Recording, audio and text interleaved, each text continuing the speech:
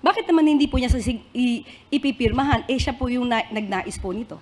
Ma'am, actually yun din ang tanong namin pare-pareho last week because when we asked him, I asked him kung kailan ba niya balak. Ang sinasabi niya, it's a very complicated calculation and he is not going to rush into lowering or suspending excise taxes. Parang hindi ho yun nga po yung nakakapagtaka, sinertify niya as urgent, but he is not in a hurry to exercise the powers. Salamat po. Next question, Katrina Domingo, ABS-CBN. Ma'am, just a follow-up question on 2 points earlier mentioned. You mentioned that the government is doing everything to soften the blow. Similar question in previous weeks.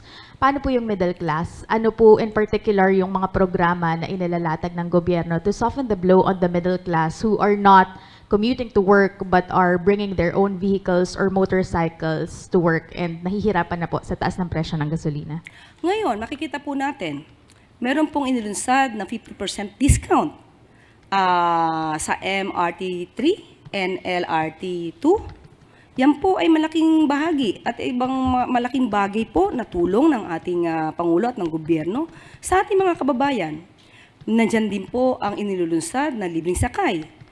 At kapag ka po, nandyan na po ang gagawing pag-reduce or pag-suspend ng excise tax, mararamdaman din po natin ito dahil maybe hindi sila bumibili ng kanilang gasolina, pero indirectly makakaramdam po sila ng kapakinabangan dito.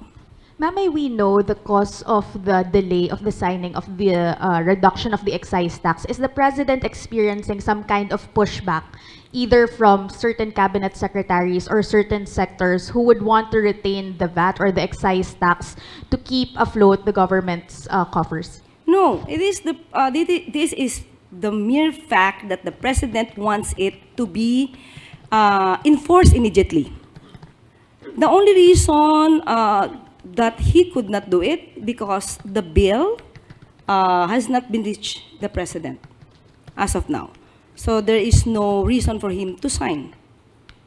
So after that, maybe after signing, he will immediately make an order either to reduce or to suspend the excise tax. So ang bottleneck, ma'am, if not po sa mismong Pangulo, na kanino po naaantala? Sino po yung cause of delay if not the President? I'm not so sure right now. I am not so sure right now. But this is the words, no, that came from the President. He wants this emergency power to be given to him in order to at least lessen the impact of the crisis in the Middle East.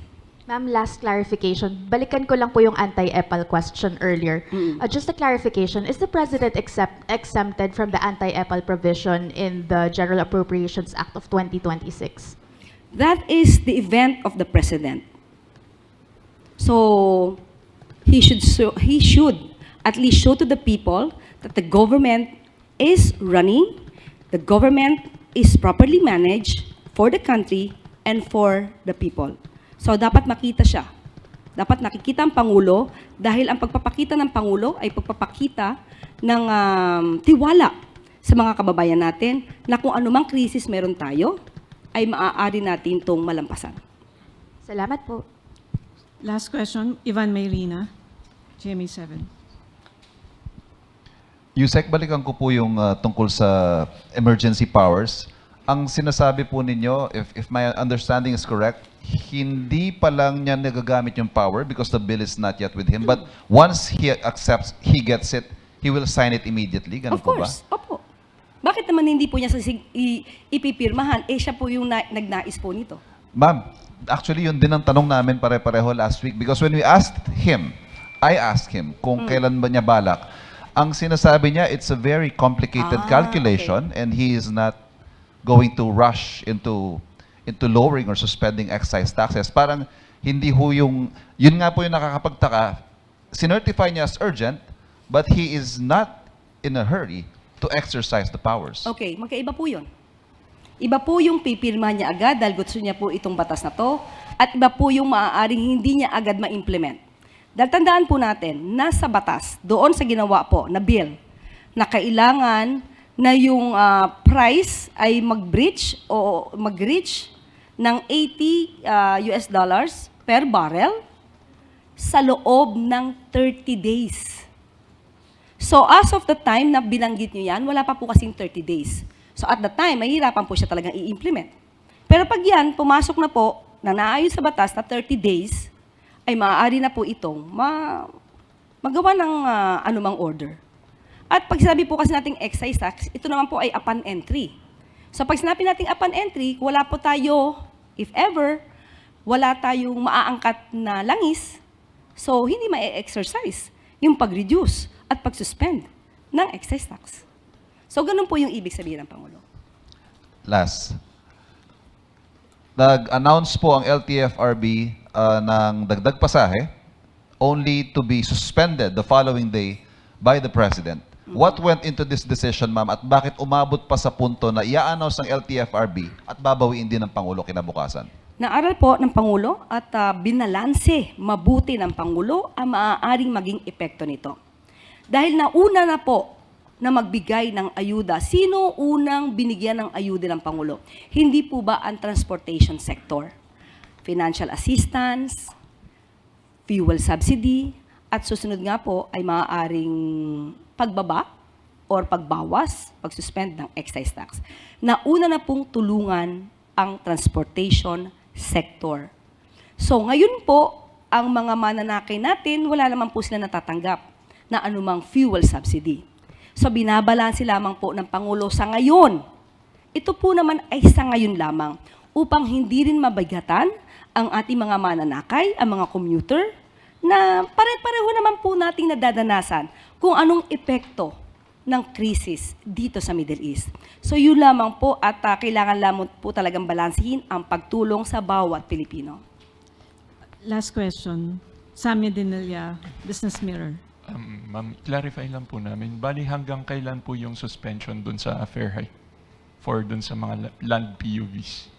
Sa ngayon, wala po tayong masasabi dahil aaralin pa po yan. Kapag ka po kinakailangan na po talaga na magtaas ng pamasahe at hindi masyado makakaapekto sa ating mga commuter at sa kabuuan ng ating mga kababayan, maaari naman po ito maging positibo dahil sabi nga po, especially bago po nangyari ito, hindi po ba nabanggit natin na patungkol po sa pagdagdag ng pamasahe sa mga jeepney drivers, yung dating binigay sa kanila na allowance ay sapat pa para sa paggastos or sa pagbili ng fuel at hindi sila malulugi. Nagkaroon lang po ngayon ng kakaibang sitwasyon.